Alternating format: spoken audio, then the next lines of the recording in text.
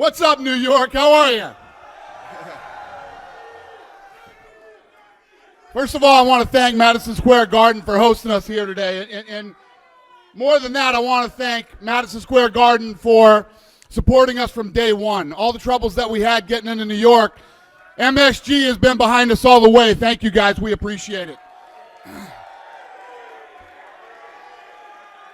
So International Fight Week kicks off July 5th and runs through July 10th, featuring 3 huge events, 4 title fights, 3 champions. Oh, no, we added more champions, more than 3 champions now. Dos Anjos, Joanna Jędrzejczyk, Miesha Tate, the champ, and the interim champ.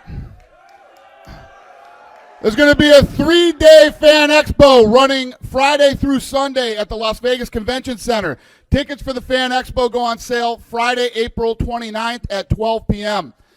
UFC Fight Night, Dos Anjos versus Alvarez, Thursday, July 7th.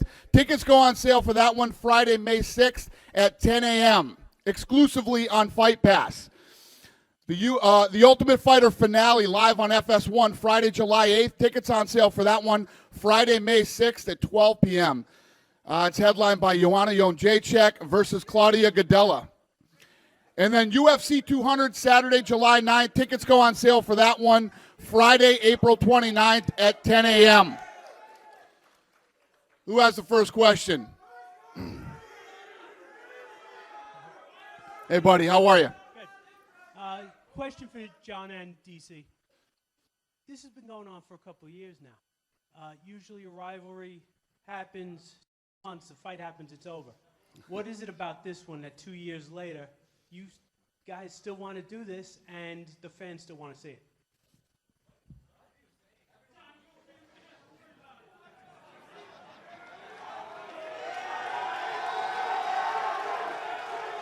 Well, competitively, I respect what he's done. He beat me, so I do want to fight him again. That's pretty much it.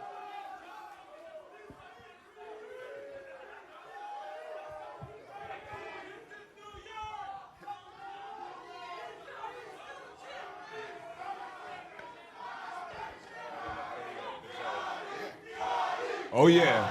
Oh yeah, New York. You guys ready to see DC get his ass whooped again? Oh yeah, we're gonna send him back and send him crying. It's gonna be a good one. Hey, listen, we all saw your bum ass fighting on Saturday. You show up like that, I'ma beat that ass. All right. I saw you struggling with Ovin St. Preux. You show up like that, bum, I'ma whip that ass. Hey.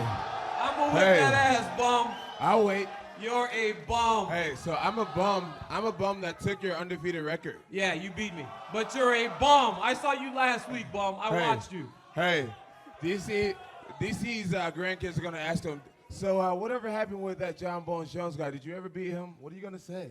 You're regurgitating stuff that you used before, What bud. are you gonna Stop say? trying to use shit multiple times. You What- used that last time. Stop trying to use it more than once. You never answered the Bum. question. You never answered the You're question. a bum. You never answered the question. You're a bum. Wait. What are you gonna say? What are you gonna say,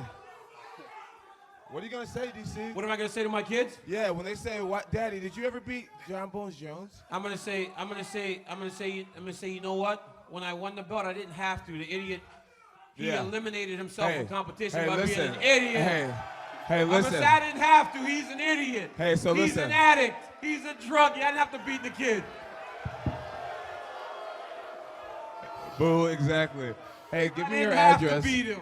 Give me your address. I'm gonna send you some memorabilia to your house so Hey, your you don't kids need can to have send me anything. real I'm champion good. material Hey, in their house. you don't have to send me anything. I'm good. I'm good. I just can't believe you got that belt. This belt is the belt that I won when I fought Shogun. All right? That's the interim belt that you got over This there. is actually not an interim belt. This is one of the ones they gave you last Saturday. This is a that's- replica. It only that's- weighs like that- 5 pounds. I gave This that is belt a away. replica. This is not the real I belt. gave that belt away already. Yeah, that's the one they gave you from the kiosk the other day. Yeah. Yeah. Yep. The only bum to ever beat you. Hey, yeah, you beat me. Yep, sure did. All Whip right. that ass. Hey, wait, people have questions. Hold on. Had your ass Go ahead. crying. Who's next? Hey, Dana. George Willis, New York Post. I wanted to ask you and Frankie if you noticed if there was a different vibe in New York City now that MMA has been legalized. You know what? To be honest with you, the vibe has always been in New York. It just, it was what it was. It's over now. We got it done. And wait till you see the vibe when we come back here in November. Yeah, this is the rowdiest press conference I've ever seen. So I can feel it. The fans are ready for it. I'd love to fight in MSG, Dana.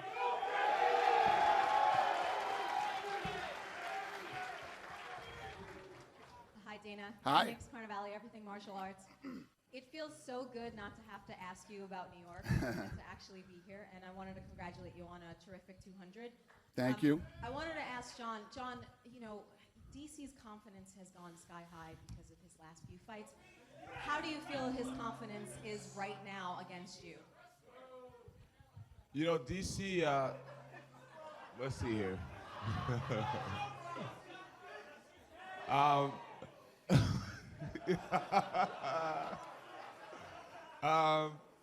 DC should have a lot of confidence. Outside of me, he's the next best thing. You know what I mean? He can beat these other guys. He can't beat me. DC. I don't believe greatness is a coincidence. And I don't believe DC's great. If he was great, he would have beat Cael Sanderson in college. If he was great, he would have made weight at the Olympics. If he was great, he would have beat me the first time. You know what I mean? I've never lost a fight. So let him be confident. He can beat these other guys all day. He's not beating me.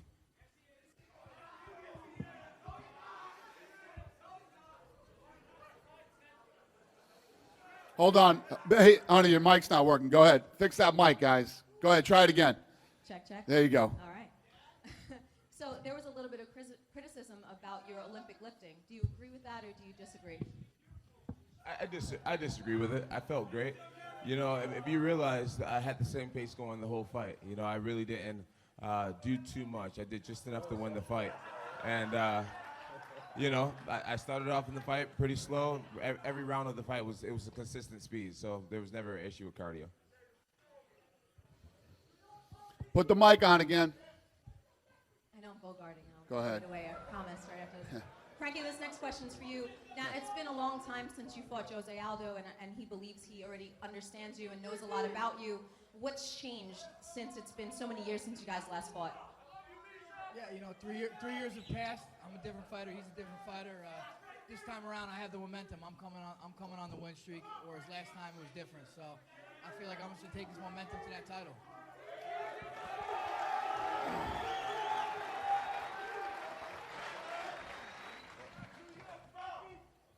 Dana, Darren Ravel from ESPN. What's up, buddy? How are you? You know what I'm going to ask. I don't. How much money are we going to leave on the table with Conor not fighting? and the to follow up that, is there any adjustment in ticket price when the tickets come out tomorrow because Conor's not on the schedule? Yeah. So, listen, Conor's going to fight again. Conor's going to fight again. He's going to fight at 201, 202, 203, whatever the deal might be. We'll see how this, what's next. But, when that plays out, listen, 200 is the fight everybody's been looking forward to for a long time. It is what it is. The show's going to roll on, and Conor will fight again.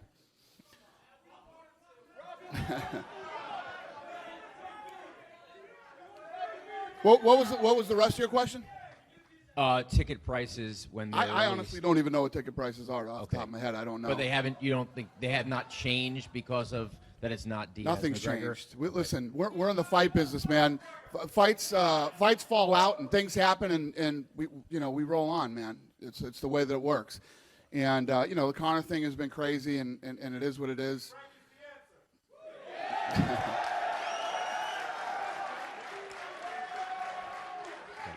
Thank you. Yep. Who has the next question? Hey, Mike. Question for Misha.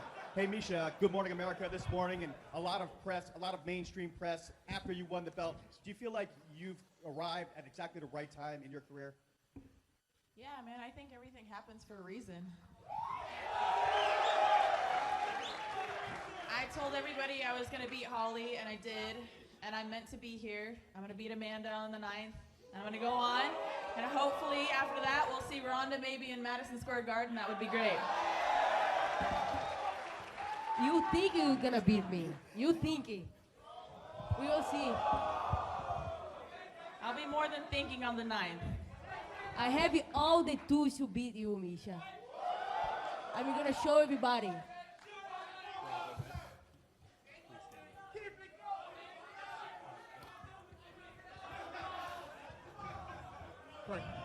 Frankie, can you talk about what being a two-division champion would mean to you?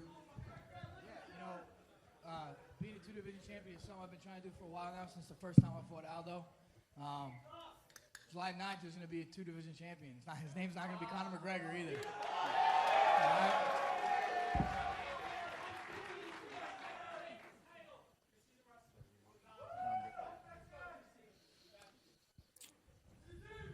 Who has the next question?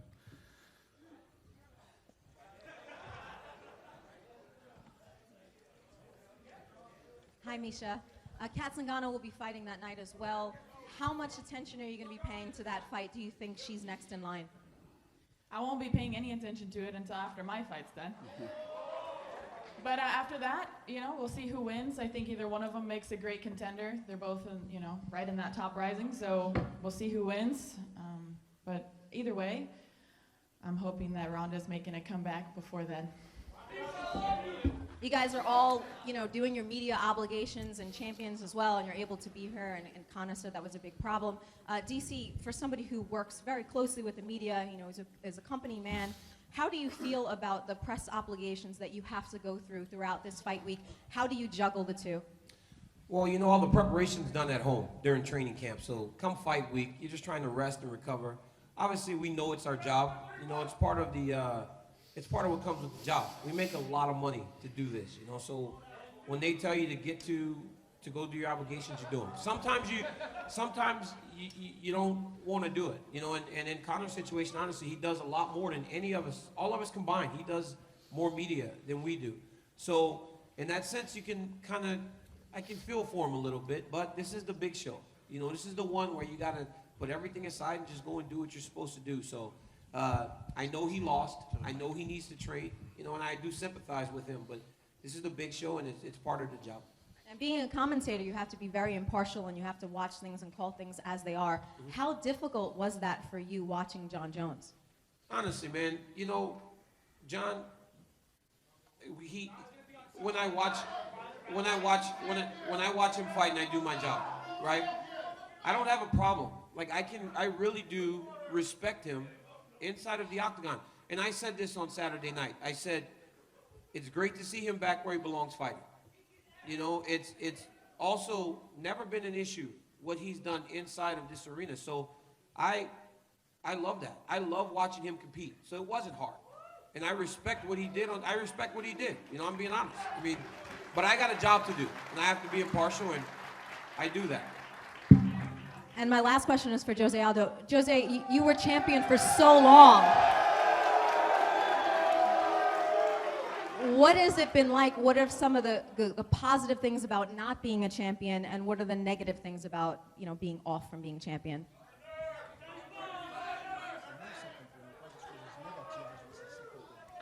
Para mim, continuo sendo campeão ainda. É só uma questão de tempo. Eu vou reconquistar, então está muito próximo. Acho que o próximo passo agora é vencer o Frankie Edgar, e assim eu sei que eu estou muito mais perto do cinturão, e assim eu vou vencer o campeão da categoria. Eu acho que eu tinha que fazer essa revanche, mas já colocaram o Frankie Edgar, para mim é o próximo passo para mim retomar o cinturão. Well, in my opinion, I'm still the champ. This is just a setback. I'm going to get my belt back. I'm going to beat Conor. But I think I should have had a rematch, but they put Frankie now, so we're going to fight Frankie first. But we're going to get that belt back. Hey, Frankie, how do you respond to that, Frankie? Me and Jose are going for the same thing. I want the interim titles, eventually get to that real title. If Conor ever does come back down and defend it. But I'm ready, man. I'm going to be ready. It's going to be different this time, and I'm walking home with that belt. Now, we heard what Jon Jones said about having an interim title. How do you feel about that interim word? It's It's the number one contender belt. That's what you call it, really. But I think I have a feeling that Conor may never come back down to 45. So in turn, it'll be the real belt. But maybe we'll have to chase him out. Who knows? And Dana, back in UFC 100, I know we're still 3 months away from 200, but UFC 100 had a huge, lots of anticipation and a lot of momentum going into it. Do you anticipate the same thing for 200, or do you think maybe it's not as big of a milestone as you wanted it to be? Yeah, no, absolutely. You know, we expect it to be big, and it will be big. You know, we just added this fight to the card, and we're not done. So we got.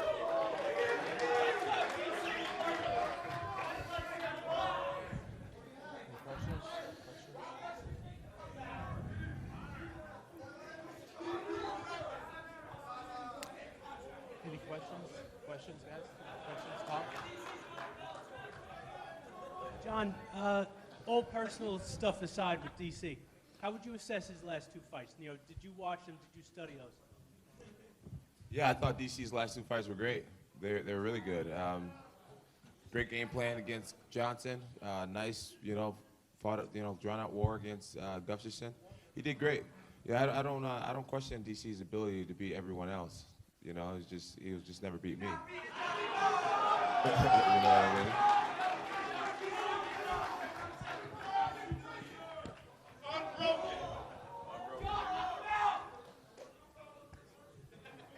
Marissa Rivas with SiriusXM.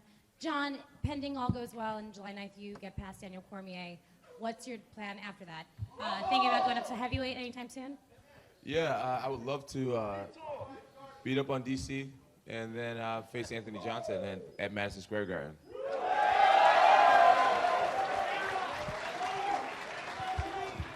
And a question for Dana. I know a lot of us here in New York had thought that maybe Conor McGregor would be defending his featherweight title here at MSG.